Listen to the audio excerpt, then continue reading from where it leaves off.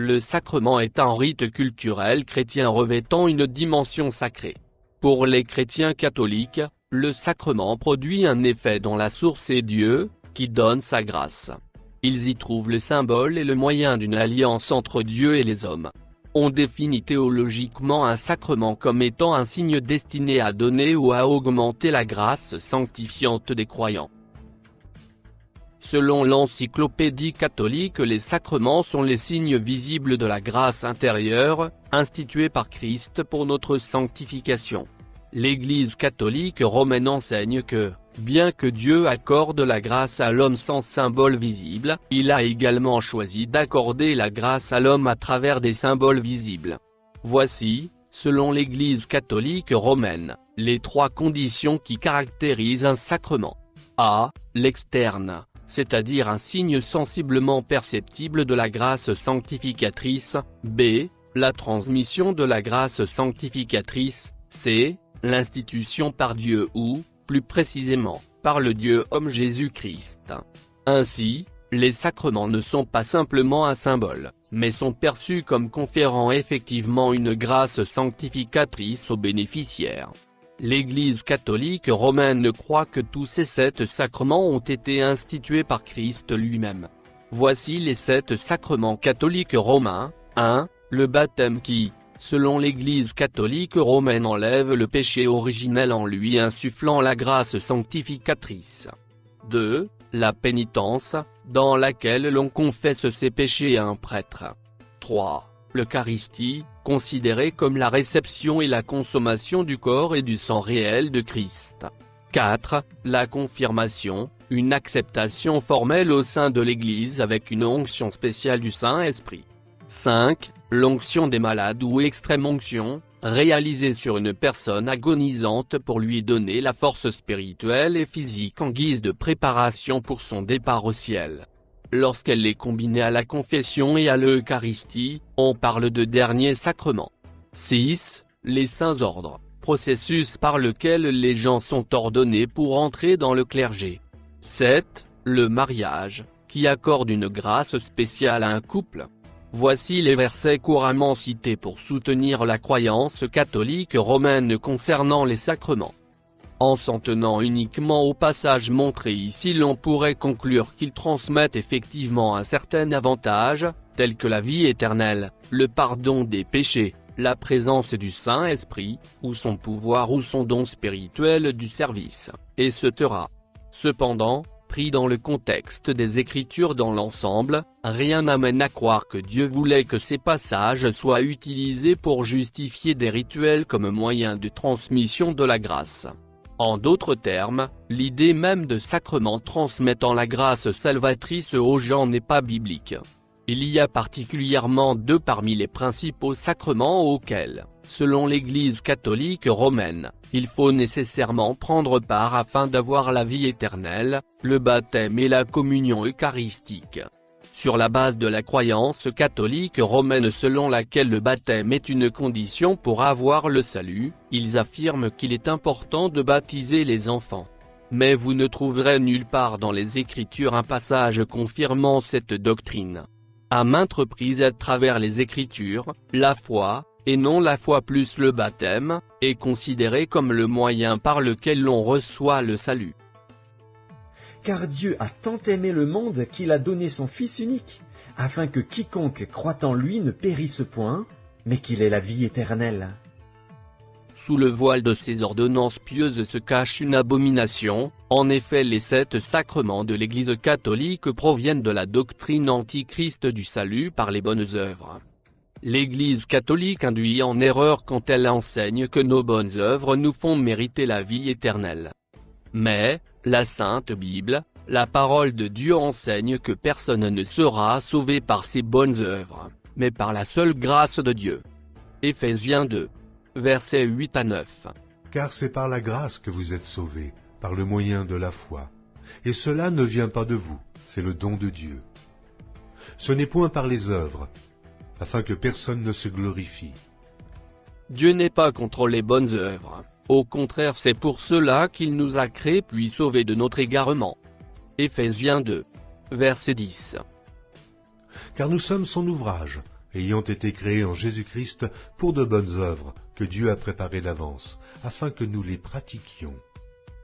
Par la puissance de Dieu qui nous a sauvés et nous a adressé une sainte convocation, non à cause de nos œuvres, mais selon son propre dessein, et selon la grâce qui nous a été donnée en Jésus-Christ avant les temps éternels.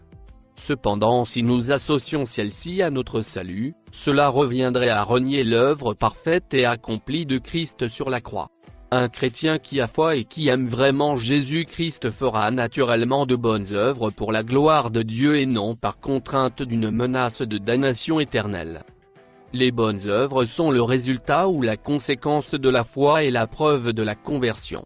Elles ne sont jamais méritoires ni surérogatoires, c'est-à-dire qu'on puisse faire quelque chose de trop et que Dieu puisse se trouver en reste avec nous. Les seuls mérites que Dieu reconnaît sont les mérites infinis de Jésus-Christ. Nos bonnes œuvres ne peuvent pas nous faire mériter le salut, parce qu'elles ne sont qu'un vêtement souillé devant Dieu. Ésaïe 64. Verset 6. Nous sommes tous comme des impurs, et toute notre justice est comme un vêtement souillé. Nous sommes tous flétris comme une feuille, et nos crimes nous emportent comme le vent. La Bible répète encore et encore que le salut vient de la foi, jamais des bonnes œuvres. Romains 3. Verset 28. Car nous pensons que l'homme est justifié par la foi sans les œuvres de la loi. Les sacrements de l'Église catholique sont des lois établies par l'homme qui s'oppose à la volonté de Dieu, car Dieu a toujours voulu que les hommes soient justifiés par la foi et non par la loi. Galates 3. Versets 8 à 9. Aussi l'Écriture, prévoyant que Dieu justifierait les païens par la foi, a d'avance annoncé cette bonne nouvelle à Abraham. Toutes les nations seront bénies en toi, de sorte que ceux qui croient sont bénis avec Abraham le croyant. Les pharisiens religieux étaient convaincus que le fait de pratiquer de bonnes œuvres leur permettrait de gagner le salut, mais Jésus les remit en place. Dans l'évangile de Marc, les pharisiens et les scribes demandent à Jésus. Et les pharisiens et les scribes lui demandèrent : Pourquoi tes disciples ne suivent-ils pas la tradition des anciens, mais prennent-ils leur repas avec des mains impures ? En réponse, Jésus les corrigea.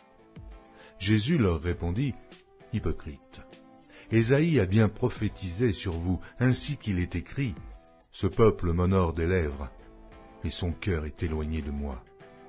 C'est en vain qu'il m'honore, en donnant des préceptes qui sont des commandements d'hommes. Vous abandonnez le commandement de Dieu et vous observez la tradition des hommes. Il leur dit encore : Vous anéantissez fort bien le commandement de Dieu pour garder votre tradition. Quelle tragédie! En élevant la tradition au-dessus de la parole de Dieu, les pharisiens avaient concrètement rejeté le commandement de Dieu. N'est-ce pas exactement ce que fait l'Église catholique en élevant la tradition au-dessus de la parole de Dieu? Les pharisiens étaient convaincus que le salut s'obtenait en accomplissant de bonnes actions, mais Jésus savait que les bonnes actions ne pourraient jamais sauver personne. Jean 3. Verset 36. Celui qui croit au Fils a la vie éternelle. Celui qui ne croit pas au Fils ne verra point la vie, mais la colère de Dieu demeure sur lui. Sans la foi, on ne peut être agréable à Dieu. Croire qu'on peut être justifié par la tradition ou par nos bonnes œuvres, c'est bâtir sa maison sur du sable et non sur le roc qui est Christ. Néanmoins, sachant que ce n'est pas par les œuvres de la loi que l'homme est justifié, mais par la foi en Jésus-Christ, nous aussi, nous avons cru en Jésus-Christ, afin d'être justifiés par la foi en Christ, et non par les œuvres de la loi.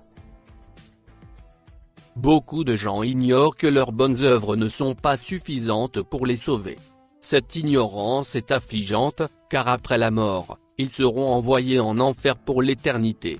L'apôtre Paul a fait une déclaration importante concernant les bonnes œuvres. Je ne rejette pas la grâce de Dieu, car si la justice s'obtient par la loi, Christ est donc mort en vain. En d'autres termes, si vous pouviez gagner le paradis grâce à vos bonnes œuvres, alors Jésus a subi une horrible mort pour rien.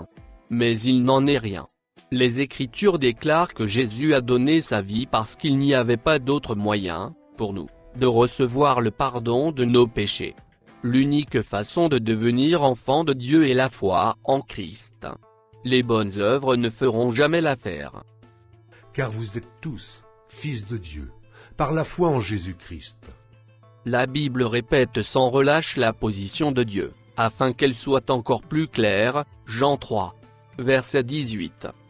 Celui qui croit en lui n'est point jugé, mais celui qui ne croit pas est déjà jugé, parce qu'il n'a pas cru au nom du Fils unique de Dieu. Jésus lui-même déclare la même vérité.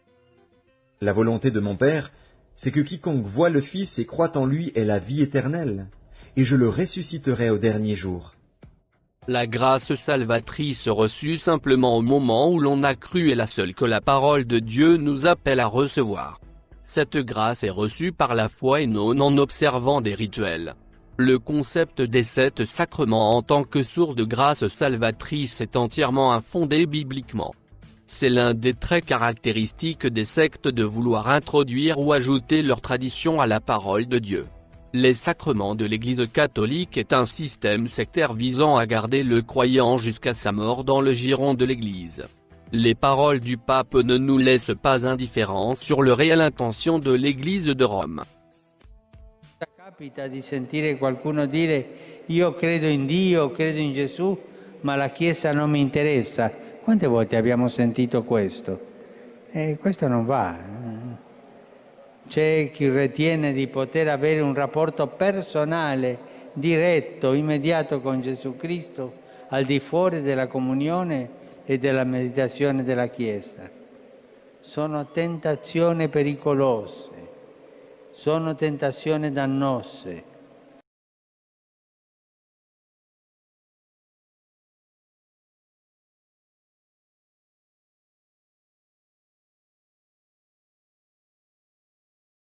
L'Église catholique ne veut pas qu'on ait une relation personnelle avec Jésus-Christ, car elle veut que le croyant soit toujours dépendant et soumis à ses traditions. C'est dangereux pour l'Église catholique lorsqu'un fidèle se rapproche de plus en plus de Jésus, car quand le croyant est proche du Seigneur, le voile de la religiosité se déchire. En effet, par son sacrifice sur la croix, Jésus-Christ a mis fin à toute forme de religiosité. Nous pouvons aujourd'hui s'approcher du trône de Dieu d'un cœur sincère par la foi. Que quand Jésus est mort sur la croix, au même instant, à quelque distance, à l'intérieur de la ville de Jérusalem, à l'intérieur du temple de Jérusalem, un voile immense qui séparait le lieu saint du lieu très saint s'est déchiré de haut en bas. Pourquoi? C'était la symbolique que maintenant l'homme pouvait entrer dans le lieu très saint, dans la présence même du Père, à cause du sacrifice qui venait d'avoir lieu à quelque distance, sacrifice ensanglanté. C'est par ce sacrifice qu'un jour nous serons dans la présence du Père. Alléluia. Le voile a été déchiré. Ce n'est pas étonnant de voir que l'Église catholique continue à lutter contre cette vérité évidente, puisque dans le passé elle avait interdit la lecture de la Bible aux simples croyants. Ceux qui possédaient une Bible étaient considérés comme des hérétiques et étaient même punis de mort sur ordre du pape. Elle a enseigné depuis des siècles que hors d'elle il n'y a pas de salut, mais aujourd'hui le message a changé. Depuis Vatican II, l'Église de Rome est devenue totalement œcuménique. Il n'y a pas très longtemps, le pape François, infaillible selon le dogme de l'Église catholique, a déclaré que toutes les religions sont des chemins différents qui mènent à Dieu, il suffit d'être sincère. Il a aussi déclaré dans une communiqué que quelle que soit la religion dont nous faisons partie, on est tous des enfants de Dieu. On voit bien là l'hypocrisie et la séduction de l'Église catholique. Peu importe ses intentions, ce qu'elle fait, ou ce qu'elle enseigne, l'Église catholique a toujours agi pour ses propres intérêts. Ainsi la doctrine des 7 sacrements n'est qu'une façade de plus servant les propres intérêts de l'Église de Rome et non celle du Christ. Chers amis catholiques romains, vous devez maintenant prendre une autre décision.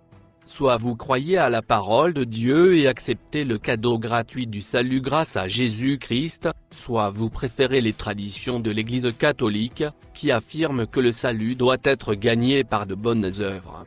Vous ne pouvez pas choisir la doctrine catholique et la parole de Dieu, car elles sont en contradiction l'une avec l'autre. L'Église catholique romaine est une église rusée, rusée. Elle est conduite par Satan. Elle est dirigée par le diable, elle vit dans le mensonge. Elle prend de la vérité, certaines vérités, et la mélange avec de l'erreur et du mensonge. Voyez. Et des millions de personnes sont captifs et captives donc des liens, des chaînes de Rome. L'Église catholique prêche l'évangile des 7 sacrements et non celle du salut offert gratuitement par Jésus-Christ. Toute doctrine qui annule ou qui met au second plan l'œuvre de Christ accomplie sur la croix est un autre évangile, un évangile antichrist qui détourne les hommes du seul vrai chemin de la rédemption qui est en Jésus-Christ. Je m'étonne que vous vous détourniez si promptement de celui qui vous a appelé par la grâce de Christ pour passer à un autre évangile. Non pas qu'il y ait un autre évangile, mais il y a des gens qui vous troublent et qui veulent renverser l'évangile de Christ. Mais, quand nous-mêmes, quand un ange du ciel annoncerait un autre évangile que celui que nous vous avons prêché, qu'il soit anathème. Nous l'avons dit précédemment, et je le répète à cette heure. Si quelqu'un vous annonce un autre évangile que celui que vous avez reçu, qu'il soit anathème.